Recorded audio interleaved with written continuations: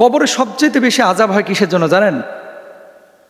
কবরে সবচেয়ে বেশি আযাব হয় হাদিসে যেটা বলা হচ্ছে, রোজা না রাখার কারণে না, মানুষকে গালি দেওয়ার কারণে না, ওই সুদ খাওয়া ঘুষ খাওয়ার জন্য না, এগুলো তো গুনাহ, বড় কবিরা গুনাহ, এগুলোর জন্য আলাদা শাস্তি। কিন্তু কবরের অধিকাংশ আযাব হয় আকসারু আযাবিল কবরি মিনাল বাউলি। আল্লাহর হাবিব সাল্লাল্লাহু আলাইহি সাল্লাম বলছেন, কবরের অধিকাংশ আযাব হয় হচ্ছে পেশাবের কারণে। ওই যে পেশাব করার পরে আপনারা অনেকে টিস্যু পেপার ব্যবহার করেন না, অনেকে তো কুলুপও নেয় না, পানিও দেয় না, ওইভাবেই কিন্তু মাশাআল্লাহ মেশিন নিয়ে দাঁড়ায় যায়, পরে পুরো প্যান্ট ট্যান একেবারে মাখায়া যায়।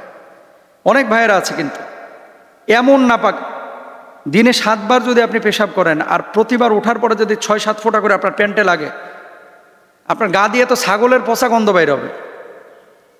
এরকম অনেক মানুষ কিন্তু আছে। তো বি কেয়ারফুল। কবরের সবচেয়ে বেশি আযাব হয় কিন্তু এই পেশাবের ছিটা প্যান্টে লাগার কারণে, এটা আমরা অনেকে জানি না।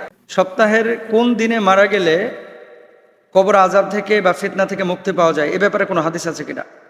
2 নম্বর, এক্সক্লুসিভ এমন কিছু আমলের কথা বলেন যে আমলগুলো করলে আমি কবর আযাব থেকে মুক্তি পাবো। তাহলে প্রশ্নের পয়েন্ট কিন্তু 2টা।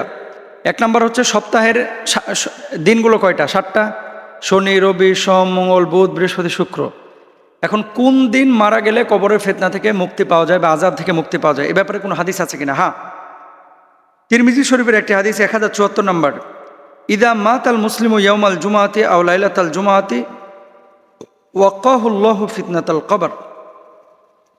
নবীজি সাল্লাল্লাহু আলাইহি ওয়াসাল্লাম বলছেন, যে মুসলিম জুমার দিনে অথবা রাতে মারা যায়, আল্লাহ তাআলা তাকে কবরের ফিতনা থেকে রক্ষা করেন। সুবহানাল্লাহ। খেয়াল করেন, জুমার দিন বলতে কোন দিনটাকে বোঝা যায়? শুক্রবার এর সকাল থেকে সন্ধ্যা পর্যন্ত। জুমার রাত কোন রাত জানেন? এটা বাঙালি অধিকাংশই ভুল জানে। এরা মনে করে জুমার রাত হচ্ছে শুক্রবার চলে যাওয়ার পরে যে রাতটা আসে, না।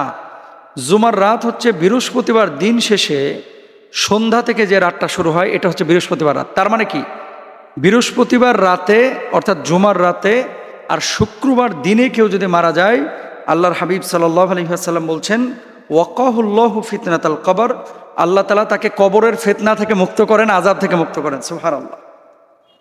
এখন আপনি কবর আযাব থেকে মুক্তি পাওয়ার জন্য কি কি করবেন? এক্সক্লুসিভ কিছু আমল।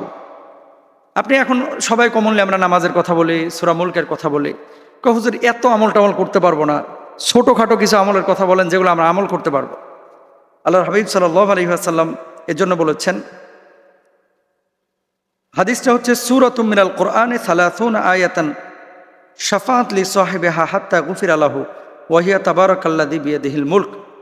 কোরআনে একটি সূরা আছে 30 আয়াত বিশিষ্ট, যা তার পাঠকারীর জন্য সুপারিশ করবে যতক্ষণ না তাকে ক্ষমা করা হয়, সেটি হলো তাবারাকাল্লাযী বিয়াদিল মুলক।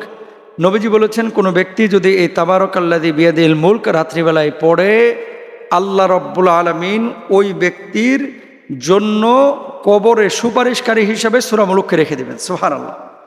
এবং আযাবের ফেরেশতারা যখন আসবে, ফিরিয়ে দেবে যে না, তুমি যাইতে পারবে না, তুমি ঢুকতে পারবে না।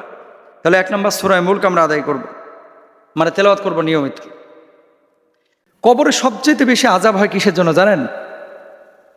কবরে সবচেয়ে বেশি আযাব হয় হাদিসে যেটা বলা হচ্ছে, রোজা না রাখার কারণে না, মানুষকে গালি দেওয়ার কারণে না, ওই সুদ খাওয়া ঘুষ খাওয়ার জন্য না, এগুলো তো গুনাহ, বড় কবিরা গুনাহ, এগুলোর জন্য আলাদা শাস্তি। কিন্তু কবরের অধিকাংশ আযাব হয় আকসারু আযাবিল কবরি মিনাল বাউলি। আল্লাহর হাবিব সাল্লাল্লাহু আলাইহি সাল্লাম বলছেন, কবরের অধিকাংশ আযাব হয় হচ্ছে পেশাবের কারণে। ওই যে পেশাব করার পরে আপনারা অনেকে টিস্যু পেপার ব্যবহার করেন না, অনেকে তো কুলুপও নেয় না, পানিও দেয় না, ওইভাবেই কিন্তু মাশাআল্লাহ মেশিন নিয়ে দাঁড়ায় যায়, পরে পুরো প্যান্ট ট্যান একেবারে মাখায়া যায়। অনেক ভাইয়েরা আছে কিন্তু এমন নাপাক, দিনে 7 বার যদি আপনি পেশাব করেন আর প্রতিবার ওঠার পরে যদি 6-7 ফোঁটা করে আপনার প্যান্টে লাগে, আপনার গা দিয়ে তো ছাগলের পচা গন্ধ বাইর হবে। এরকম অনেক মানুষ কিন্তু আছে। তো বি কেয়ারফুল। কবরের সবচেয়ে বেশি আযাব হয় কিন্তু এই পেশাবের ছিটা প্যান্টে লাগার কারণে, এটা আমরা অনেকে জানি না। তাহলে কবরের আযাব থেকে বাঁচার জন্য টিস্যু পেপার ব্যবহার করেন, ঢিলা কলপ ব্যবহার করেন। ওই সমস্ত ব্যক্তি যাদের কবরে কোনো আযাব হয় না, তারা কারা? মান মাতা ফি সাবিলিল্লাহ, যারা আল্লাহর রাস্তায় শহীদ হয় তাদের কবরে কোনো আযাব হয় না। আরেকটা কথা নবীজি হাদিসের মধ্যে বলেছেন, ইন্নাল্লাহা ইয়াকবালু তাওবাতাল আবদি মা লাম ইউগরগির। নিশ্চয় আল্লাহ তাআলা তার বান্দার তওবা কবুল করেন যতক্ষণ না তার প্রাণ কণ্ঠে পৌঁছে যায়। কোনো ব্যক্তি যদি মালাকুল মাউত আসার আগে তওবা করে ফেলে, মানে মৃত্যু ফেরেশতা আসার আগে যদি তওবা করে ফেলে, আল্লাহ রাব্বুল আলামিন তাকে নিষ্পাপ করে দুনিয়া থেকে বিদায় করেন, তার কবর আযাব হয় না। সুবহানাল্লাহ। এবং আরেকটি দোয়া আপনারা বেশি বেশি করবেন সকাল সন্ধ্যায়, আল্লাহুম্মা ইন্নী আউযু বিকা মিন আযাবিল কবর, 5 ওয়াক্ত নামাজের পরে। আল্লাহুম্মা ইন্নী আউযু বিকা মিন আযাবিল কবর, 5 ওয়াক্ত নামাজের পরে আপনারা এই দোয়াটা বেশি বেশি করবেন। এরপরে ইন্নাল কবর আউয়ালু মানাজিলিল আখিরাহ, কবর তো হচ্ছে প্রথম স্টেপ, ধাপ, সেটা হচ্ছে আখিরাতের। কবরে পার পেয়ে গেছেন মানে আপনি সফল, আর কবরে ধরা খাইছেন মানে জাহান্নামে পিটানি খেতে হবে। এই জন্য কবর যার ঠিক আছে আখিরাত তার ঠিক আছে, যার কবর ঠিক নাই আখিরাতও ঠিক নাই, আখিরাতও মার খেতে হবে। আল্লাহ তাআলা আমাদেরকে বোঝার তৌফিক দান করুন।